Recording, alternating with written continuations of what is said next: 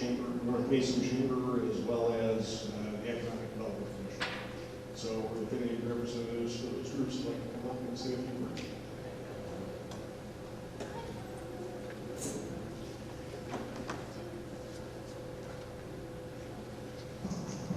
Thank you.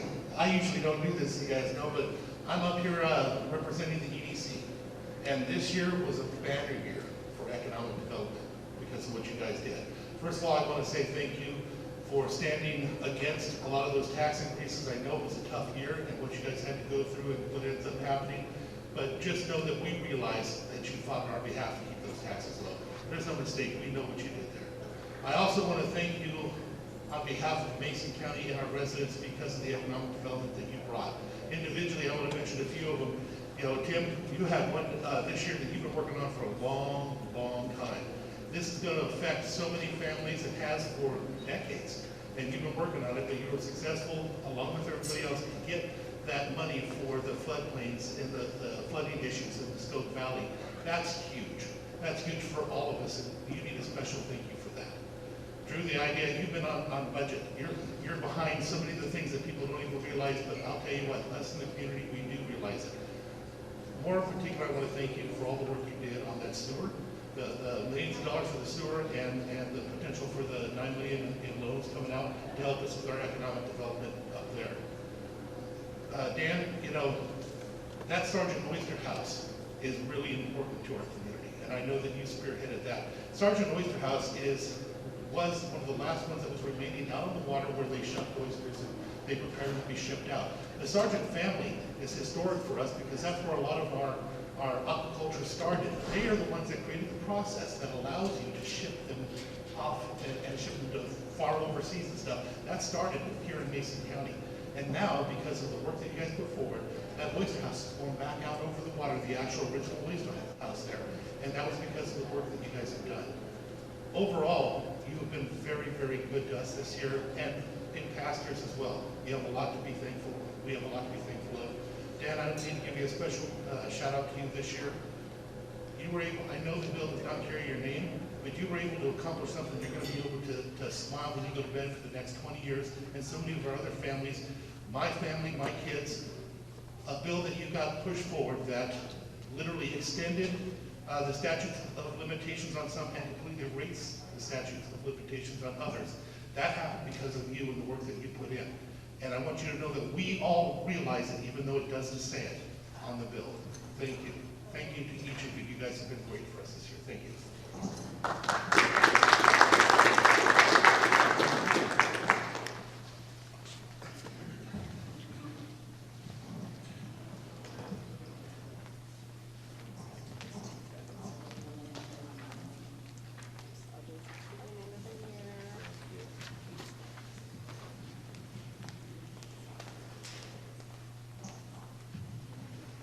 So on behalf of the Shelton Mason County Chamber of Commerce, we're so happy to have you guys back after a brutal session.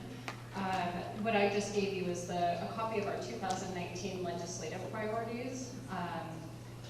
I think it's best said that while it was a really difficult year, we know how many bills you stopped from happening that would keep from harming the priorities that we have here in Mason County for our business community. One of the places where you shone this year was in the funding priorities that we set in front of you in January. Specifically, we talked about the Belfair Bypass, YMCA, City of Shelton renovation, the parking lot, and then the Skokomish-Valley Road relocation project, and you guys nailed those. So we do know that it was a really difficult year. I would like to give you guys each the opportunity to kind of look at these priorities and say what you stopped from happening and what you were able to push through. So I think I can just hand the mic over to you and hear from each of you.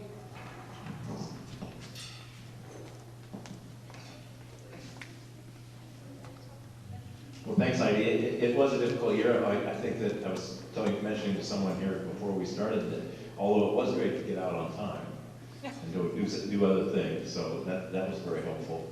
I've got to say that these two gentlemen to my left are great to work with. I think we've got a team that works very well, and both the House and the Senate. Sometimes we're in the minority as to our location in the rural area, and I think we've worked very hard to make the point to people that the rural areas matter, and that it all doesn't revolve around the Space Needle. So that's sometimes hard to get across, because 1/3 of the legislators actually represent King County. 1/3 of everybody down there. So we work for coalitions and working together. The whole idea of the city sewer project, how that's come over the years. It's been just incremental, and people sometimes don't notice it because it's underground, but when you do the streets too, then you start to notice it. And I was telling Dan and Drew, maybe we shouldn't take any credit for that street project, but it will be over here. But yeah. But Drew's got a better memory than I have. Maybe you could talk a little bit about some of the things that didn't happen. Thank God.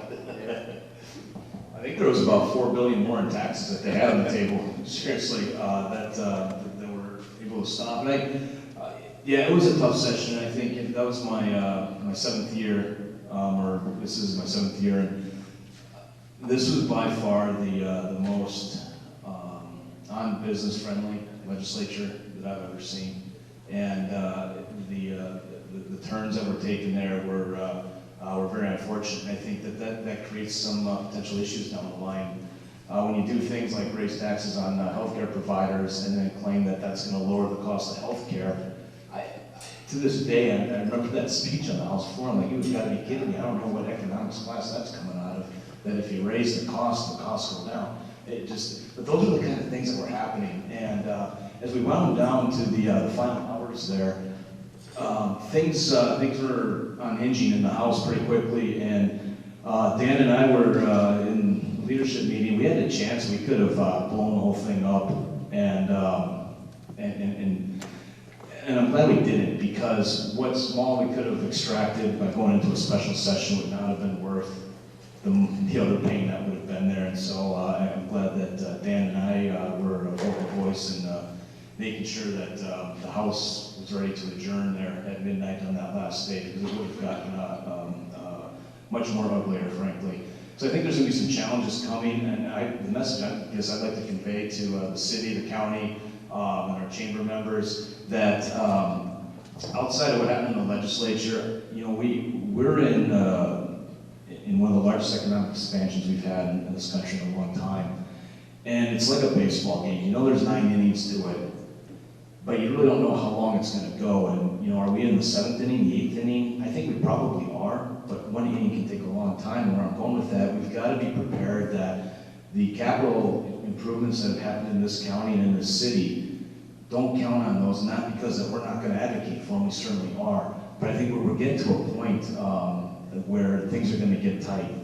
I hope that's still a few years out, but we're going to get to that. So I just want to kind of convey that message. I don't mean to be a downer on it, but we need to be cautious here as we go forward. And that was one of my major concerns with the budget. A $53 billion budget with an ending fund balance of $100 million. That's like somebody that makes $100,000 a year having $200 in their savings account for emergencies. That's the same math. And that's what the state has put itself in. We do not have any room for any error.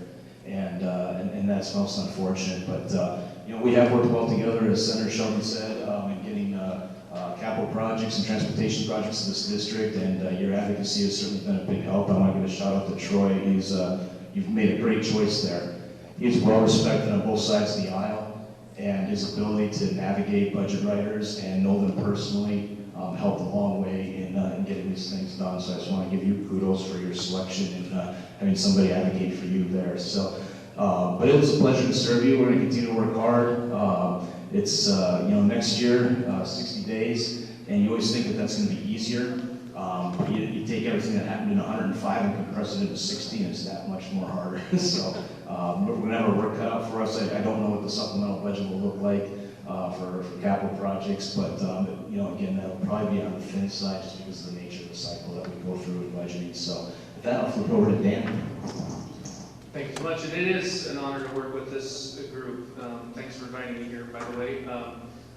We work really well together. I think we would not get the things that we get for this community and the 35th district as a whole if we didn't work so closely together. And we really, really try to reach out to all of the local leaders and make sure that we are representing your issues and understanding the issues on the ground. To answer your question, Heidi, the things that we didn't do very well on the list, and I say we collectively, and I tried really hard in local government, unfunded mandates, we got an F on that. We probably made 20 or 30 more unfunded mandates in the state of Washington. Some of the good things that we did, and I'm Not that we voted for. we didn't vote for anything, thank you, sorry about that. Some of the good things that we did is we stopped the capital gains tax, and I think that is for the economic vitality of Washington State, that's very, very important. I have every expectation that it's going to come back next year, and I believe that it might pass next year. We have a kind of paradigm shift in that we're going to elect a new speaker, and we had the longest sitting speaker in, I think, the United States history, and everything's in flux now. The speaker's a very, very powerful position in Washington State, and the new speaker is going to have an ability to turn everything up on its head. I was really proud of some work we did in public safety, and that we got some grant programs set up so local law enforcement could get some resources to have social workers ride with them, so we can start getting on top of this homelessness and drug issue. Homelessness is, as everyone in the city government knows, is not just lack of homes, where we do have a lack of affordable housing. It's really a mental health issue, it's a drug addiction issue, it's a co-occurring issue. And we did some strong work there. Some other work I was very proud of, on top of ending the statute of limitations on felony sex crimes for those 15 years of age and under, is we fixed the police use of deadly force issue. And a lot of people, they voted for something they thought was going to help law enforcement, they thought were going to help the community. But the language in there would have forced a law enforcement officer to render aid to the perpetrator before they rendered aid to other people that were associated or that could have been shot by the perpetrator. And that fix we did right at the beginning session because it was so important to do. There's still some in law enforcement think that it went a little too far. However, I think we struck a balance, and the way we struck that balance is making sure we had a team that got together, and law enforcement and those that championed the initiative and made sure that they worked it out. We got an agreement and we got it passed. But Randy, thank you for mentioning the statute of limitations bill. My wife and I and sexual assault survivors have worked on that bill for 5 years. I can't believe it took that long to get it done. It was thousands of meetings, hundreds of gallons of tears to get that bill through. But we were really proud that, I don't care whose name was on it, we got the bill through. And if it wasn't for all the sexual assault survivors standing up and telling their painful stories, we wouldn't have got that bill through. You know, I've said forever, I won't stop until we end the statute of limitations on all felony sex crimes. So there's gonna be round two. We find though that those that have to testify and tell their stories, they get re-traumatized by it. So they're gonna tell me when we're gonna start it up again. You know, they're ready to go, but they want a couple years off before we try to get the rest. With that, thank you so much for all your support. And this is the first time we had so many thank yous at a meeting instead of asks. Thank you.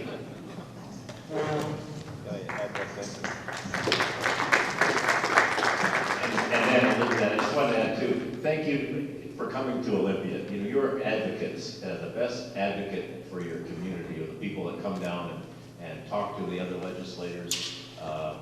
Troy does a great job, but he needs those people that really tell their story. And I computed the longevity of the 49 Senate members.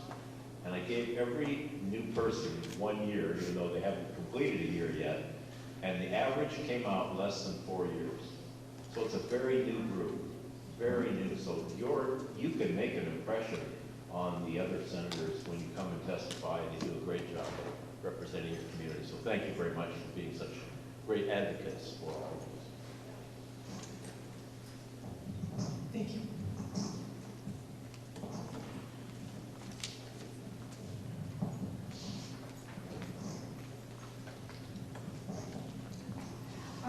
behalf of the North Mason Chamber of Commerce, I want to thank the Mason County EDC, the Shelton Mason Chamber of Commerce, and the City of Shelton for inviting us to join with them in thanking the legislator for all their hard work through, in one case, considerable time in office. Thank you, Representative Griffey, Representative McEwen, and Senator Shelton. You are appreciated. Those of us who work on the sidelines, encouraging, educating, and yes, even evaluating your efforts, can only begin to understand the hard work you put in on our behalf.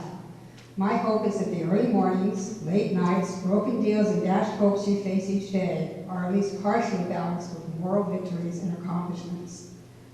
Your achievements are in a very difficult atmosphere to be celebrated. Individually and as a group, you have secured funds and promoted programs and legislation that benefit all of us here at Mason County. Together, you have brought in over $81.4 million in local project funding in the last session. I'll spare you the entire list, but a few that are dear to North Mason in my heart include $2 million for the Belfair sewer extension. Now, sewer is a uniquely dirty word in Belfair, but we do welcome any progress towards finding an equitable solution. There is, of course, the ongoing District 35 Highway Improvement Belfair Bypass, formerly known as, and any progress on that and keeping the funding secure for that is greatly appreciated. I also appreciate the $3.5 million for the Shelton YMCA. Yes, it's in Shelton and North Mason, but it's a heck of a lot better than going to Harbor to swim. And $600,000 for Holly Ridge. Having worked briefly in the disabilities field, I applaud their efforts to bring a better quality of life to this vulnerable group. Other worthy efforts you have participated in include addressing the housing issue through lax ordinances for tiny houses, one of my favorite things. Expanding rural broadband so that people up and down Highway 3 can actually get internet. Repealing the expiration date for fire service mobilizations and expanding that mobilization to include all hazards, fire-related or not. Finally, I want to add a personal, though public thank you to Representative Griffey for his 5 years of persistent work towards eliminating the statute of limitations on violent sex crimes. Senate Bill 5649 is not all the relief you and the survivors wanted, but it is a huge step in the right direction. As a rape survivor who has dealt with a lifetime of disassociation and distrust, I want to tell you how huge this is. Like many rape survivors, I was victimized by my attacker and again by the justice system. It is my hope that due to this legislation, it will never again happen in Washington State. Thank you, and thank you all.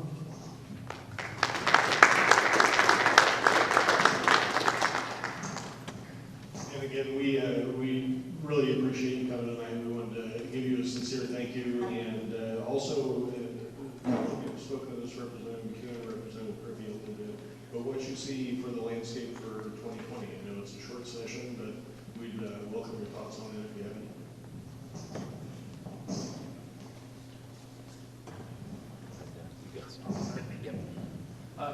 So something that the country is experiencing collectively is toxic division.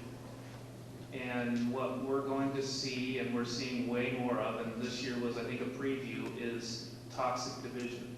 I think the three of us worked very well to help put out fires. I think I put out, I helped end more arguments between 2 Democrats than I did with any of the Republican colleagues that I have, and I'm the Republican whip, so it means I think we were a little better behaved this year. There is a tearing apart or a serious division within the Democrat Party about how left you can go. And if you don't go left enough, you get ostracized.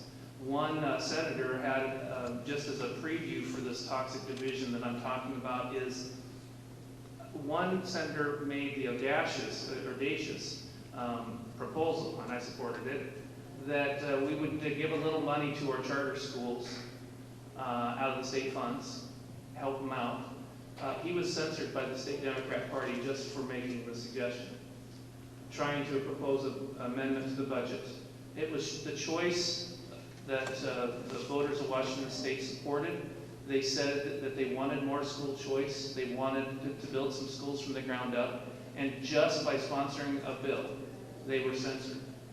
3 members of the Democrat caucus joined with the Republicans to end a terrible bill, try to end a terrible bill or amend it out, that would make rental housing terribly hard to get into, making evictions take up to 90 days.